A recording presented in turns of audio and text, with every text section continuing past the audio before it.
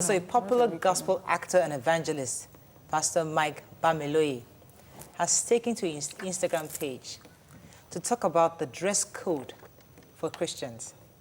The veteran Christian actor shared a message on how a Christian should dress. According to his post, you can't have Jesus in your life and still be looking sexy. Every word is whatever meaning you give to it. So in recent times, and I've always felt like there's something, I've always wanted to be like, oh, let me slay, let me be sexy. Oh, when I was younger, I was too tomboyish. So as I've gotten married, I'm free to now be finally, sexy and all of that.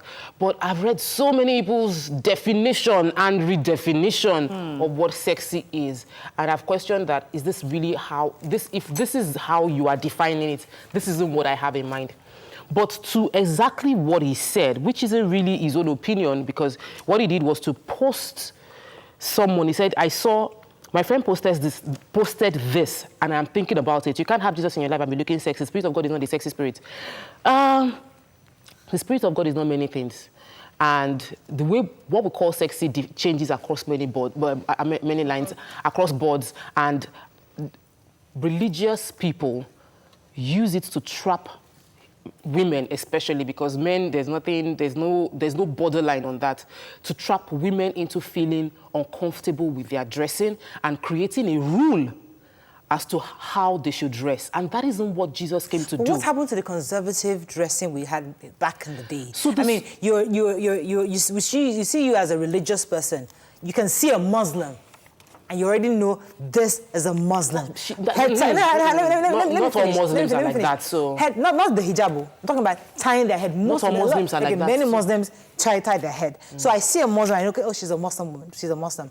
We used to have that back in the day, where you can see a person, you can say, yeah, that's a Christian. But today, you can't tell the difference between a Christian and somebody who is a non-Christian, because you're all dressed alike. You're all looking sexy. So, Mariah, the idea of Christianity is not to create a rule and separate us that are Christians from the world.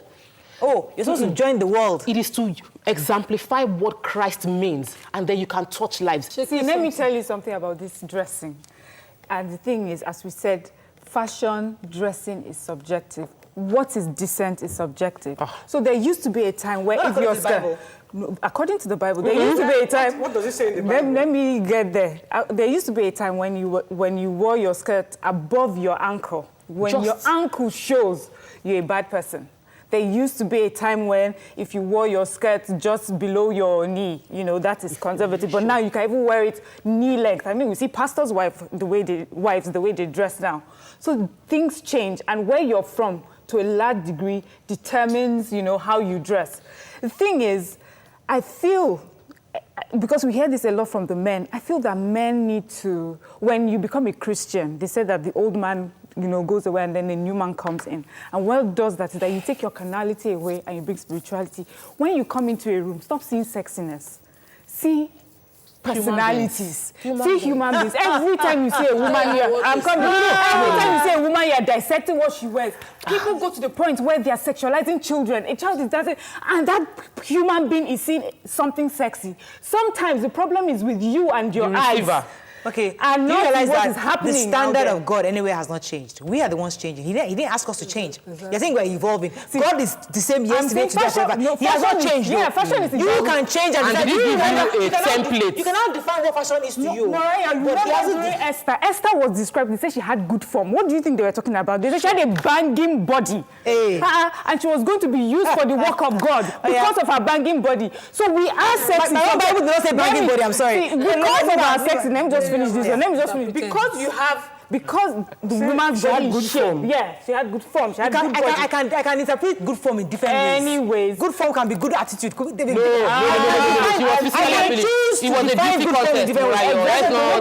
So what I'm just trying to say is that, see, the woman's body is a particular way. Right.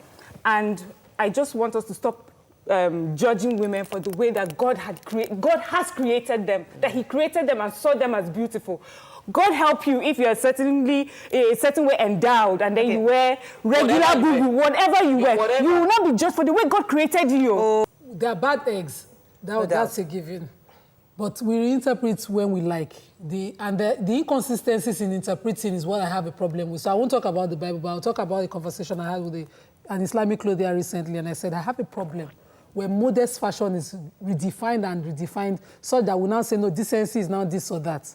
So as a Muslim clothier, you should know that decent fashion means that no part of the body should be seen and make fashionable clothing. Free clothes. So what Africans call bubu is what I like to wear.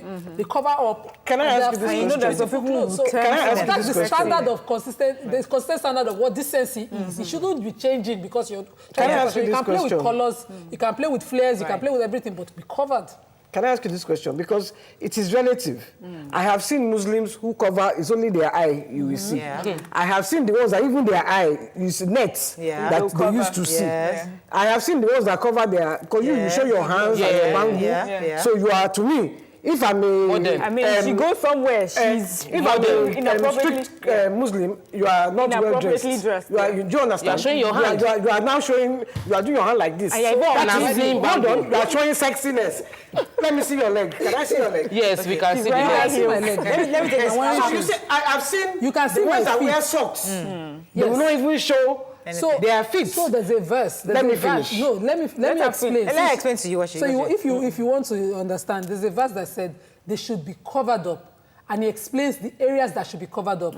And he explains the women who should be spoken to behind the veil. Some people believe that to attain more piety is to be among the women of the prophet at the time who will be behind the veil. But it doesn't say that you do not have piety if you are not behind the veil. The first verse said you should be covered up. So covered up is what we're insisting. It should be covered up? Consistent standard. You see,